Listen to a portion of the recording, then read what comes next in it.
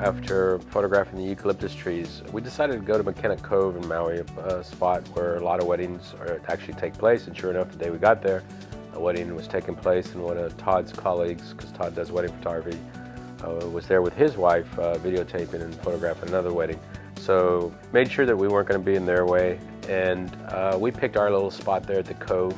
We were shooting during sunset, so the light is less intense, a little bit of oblique angle. And I decided I'd do something a little different, that we would pop a little flash. California Sunbounce makes a special bracket with a hot shoe that you can attach to their micro, their mini, their pro, and throw some light, whether it's LED or flash. And so we used his flash to bounce in there. Now, I'm not a big fan of man-made light, even if it's reflected. I still love God's light. God's light is the best, and I like to reflect that. But at a certain point, when the light is not intense enough, and you still want to get the background donut washed out, sometimes you have to throw a little artificial light into that sunbounce and bounce it back. And so that was what we did at McKenna Beach. That was our approach. One mistake that we made on that shoot, and maybe it was because we were trying to stay out of the wedding photographer's way, is we started a little earlier than I normally do. And so for a little bit, we fought the light. I got a little frustrated on the shoot.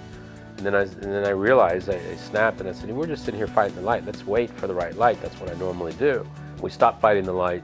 We waited for the light to get exactly the way we wanted, and then we added the man-made flash to bounce into the reflector back onto Rebecca, and I grabbed some shots, Todd grabbed some shots, and then we called it wraps.